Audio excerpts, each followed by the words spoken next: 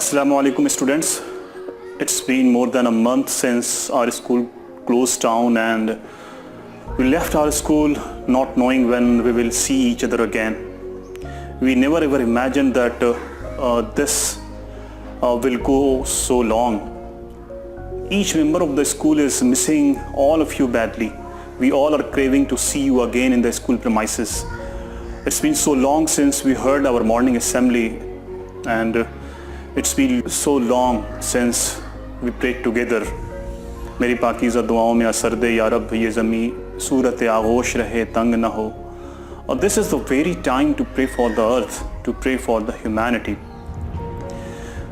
Dear students, holy days are meant to give us joy, but this holiday is very different.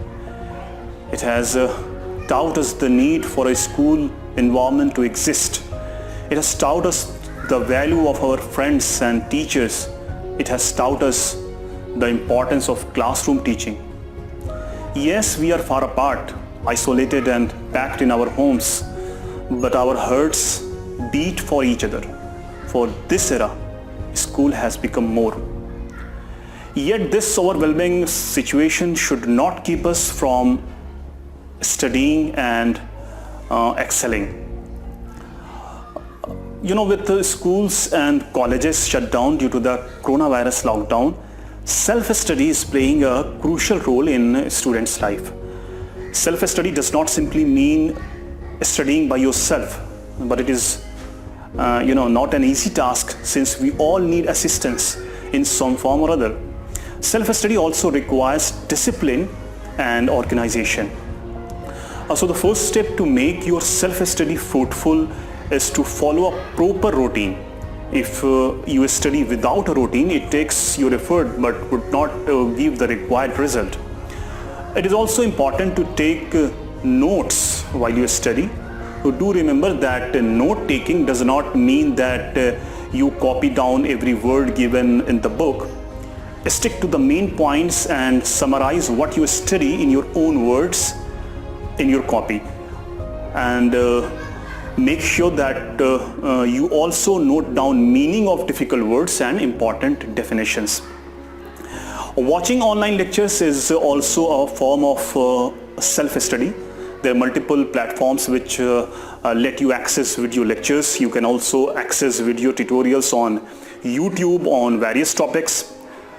Follow those YouTube links which are being sent to you through SMS. And last but not the least, relax. Self-study requires that you take well-placed breaks. Don't stress and take regular breaks from study to re-energize yourself. प्यारे बच्चों, 2-4 दिनों बाद रमज़ान का महीना शुरू होने वाला है. इस बार का रमज़ान बहुत मुख्तलिफ है.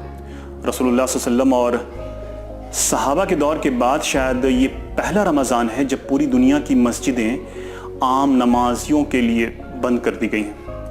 यानी रमज़ान जैसे मुक़द्दस महीने में भी हम मस्जिदों में नमाज अदा करने से महरूम रहेंगे. हम नहीं जानते कि कोरोना जैसी ख़तरनाक बीमारी अल्लाह का अज़ाब है या उसकी आजमाइश या कोई आलमी साजिश. ये जो भी है, हम बस इतना जानते हैं कि अल्लाह के घर का दरवाज़ा हमारे लिए बंद हो गया है. शायद अल्लाह ताला हमसे बहुत ज़्यादा नाराज़ हो गया है. हम उसके घर में नहीं जाते थे. उसने अपने घर के दरवाजे हमारे लिए बंद कर दिए. लेकिन अल्लाह ने हमें दुआ करने से नहीं रोका. हमको अल्लाह से दुआ करनी चाहिए. हम अल्लाह से दुआ करते हैं, आप भी कीजिए कि अल्लाह अगर ये तेरा अज़ाब है तो हमें माफ़ कर दे और इस अज़ाब को हमसे उठा ले. अगर ये आजमाइश है तो हमें साबित कदम रख, और अगर ये कोई साजिश है तो हमें इस साजिश के असरात से महफूज रख. बिलाशुबा अल्लाह से ज़्यादा ताकतवर और उससे ज़्यादा कुदरत वाला इस दुनिया में कोई नहीं है. प्यारे बच्चों, हमें अंदाज़ा है कि लॉकडाउन की वजह से आपका तालीमी सफ़र मुतासिर हो रहा है. स्कूल की तरफ से ये पूरी कोशिश की जा रही है कि आपकी तालीमी सरगर्मियाँ मुतासिर ना हों, लेकिन इसके बावजूद घर में रहते हुए सभी सब्जेक्ट्स की तैयारी खुद से करना आसान नहीं है. ऐसे में आपकी अपनी ज़िम्मेदारी, आपकी खुद की ज़िम्मेदारियाँ आम दिनों से ज़्यादा बढ़ जाती हैं.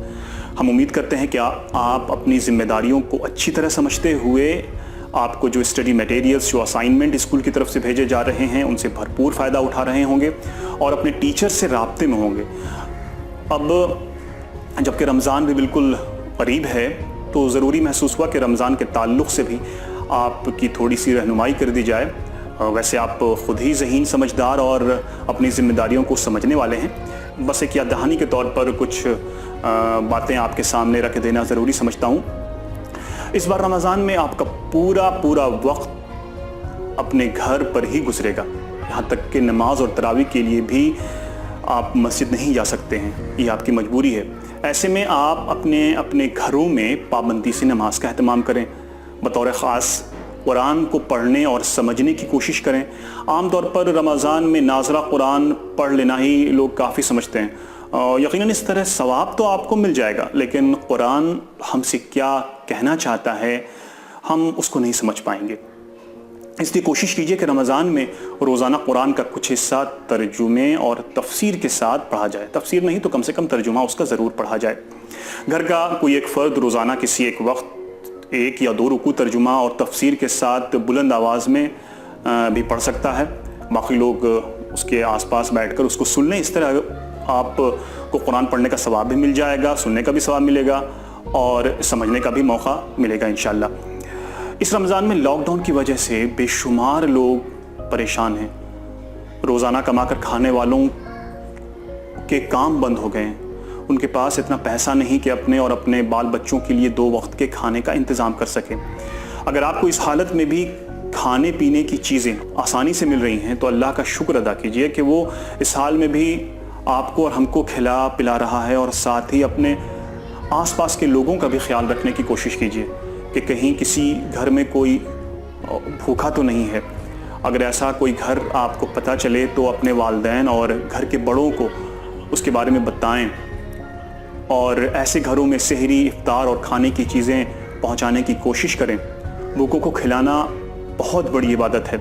رمضان میں اپنے لکھنے، پڑھنے، آرام کرنے اور دوسری سرگرمیوں کے لیے وقت مقرر کر لیجئے تاکہ آپ کا وقت غیر ضروری کاموں میں برباد نہیں ہونے پائے۔ ہم امید کرتے ہیں کہ آپ اپنی تعلیمی سرگرمیوں کو جاری رکھتے ہوئے رمضان سے فیض یاب ہوں گے، ساتھ ہی اپنے گھر والوں، رشتہ داروں، ٹیچرز اور تمام عالم انسانیت کے لیے دعا بھی کریں گے کہ اللہ تعالیٰ سب کو اچھی صحت کے ساتھ اپنے حفظ و امان میں رکھے، خیر کا معاملہ فرمائے، خاص طور پر کورونا جیسی وبا اور دہشت سے دنیا کو نجات دے۔